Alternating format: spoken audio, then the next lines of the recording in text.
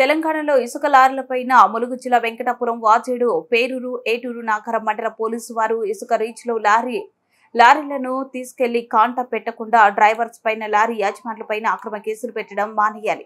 ఇసుక రీచ్ లో నిర్వహిస్తున్న కాంట్రాక్టర్లను కానీ టీజీఎండీసీ అధికారులు కానీ జేసీబీ మిషనరీ సంబంధించిన ఎలాంటి చర్యలు తీసుకోకుండా కేవలం లారీ యాజమాని డ్రైవర్స్ పై కేసులు పెట్టడం సమంజసం కాదు అని Telangana state lorry welfare association ఉపాధ్యక్షులు సుర్వి యాదయ్య గౌడ్ అన్నారు. ఈ కార్యక్రమంలో కొత్తపేట అసోసియేషన్ అధ్యక్షులు నర్రి వెంకన్న, జగదీష్ యాదవ్, గుండు లింకన్న గౌడ్, పట్నం వెంకటేష్ గౌడ్, సుర్వి లింగస్వామి గౌడ్, చంద్రం గౌడ్, శేఖర్ గౌడ్, పాండు గౌడ్, వెంకటేష్ తదితరులు పాల్గొన్నారు.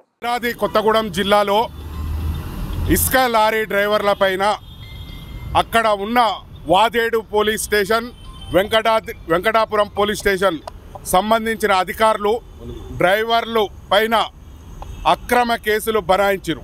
ఎట్లా అంటే ఇసుక రీచ్లలో లారీలు లోడింగ్ పోయి వేబిల్లో అన్నీ బుక్ చేసుకున్న తర్వాత లోడింగ్ పోతే లోడింగ్ పోయిన లారీలను కూడా లోడు జరుగుతుంటే కాంటా పెట్టకుండా కూడా చూడకుండా కాంటా చూడనీయకుండా లారీలను తీసుకుపోయి పోలీస్ స్టేషన్లో పెట్టిరు.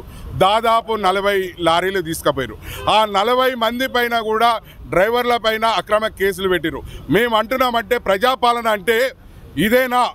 ప్రజలకు న్యాయ వ్యవస్థ మీద గౌరవం పొందే విధంగా ప్రభుత్వాలు ఉండాలి, అధికార యంత్రాంగం ఉండాలి. కానీ అక్రమ కేసులు బనాయించడం సరైంది కాదు. ఇసుక అనేది ఒక టీఎస్ఎండిసి సంస్థ నిర్వహిస్తుంది. ఆ సంస్థ ద్వారా మేము ఇసుక సప్లై చేస్తున్నాం. అక్కడ ఉన్న కాంట్రాక్టర్ వ్యవస్థ ఉన్నది, అక్కడ ఉన్న టీఎస్ఎండిసి అధికార వ్యవస్థ ఉన్నది.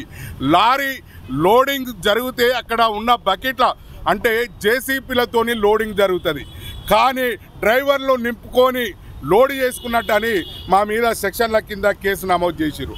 అంటే డ్రైవర్లు ఇసుక లోడ్ చేసుకుంటారు. రాయకన్నా డ్రైవర్లు అక్కడ ఉన్న యంత్రాలని ఏం కేసు పెట్టలే, అక్కడ ఉన్న జేసీపీల మీద ఏ కేసు పెట్టలే, అక్కడ ఉన్న కాంట్రాక్టర్ల మీద కేసులు నమోదు చేయలే.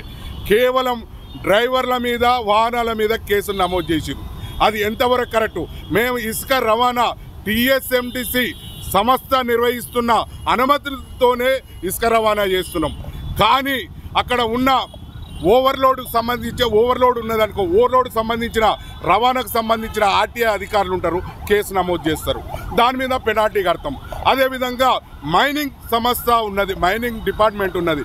మైనింగ్ ఓవర్లోడ్ ఉన్నట్టయితే, ఆ ఇసుక ఎక్స్ట్రా లోడ్ ఉన్నట్టయితే మైనింగ్ సంబంధించిన పెనాల్టీ కడతారు. ఆ 2 పెనాల్టీలు కట్టుకున్నాక కూడా డ్రైవరు ఇసుక తోడేసిండు అనే దాని మీద సెక్షన్ నమోదు చేసి వాటా యాక్ట్ పెట్టడం చాలా బాధాకరం. ఇటువంటిది కూడా మేము యావత్ లారీ సంఘాల నుంచి కూడా ప్రభుత్వం దృష్టికి తీసుకుపోయేటట్టు ఉన్నత అధికారులు ఇవాళ డీజీపీ గారిని కలవాలని మేము వచ్చినాం. కాబట్టి ఆయనను కల్పిస్తామని ఇప్పుడు చెప్పారు. ఈ విధంగా మాకు లారీ యజమానులకు న్యాయం చేయాలి, డ్రైవర్ల పైన అక్రమ కేసులు ఎత్తివేయాలని తెలంగాణ లారీ యజమానుల సంఘం పక్షాన కోరుతున్నాం.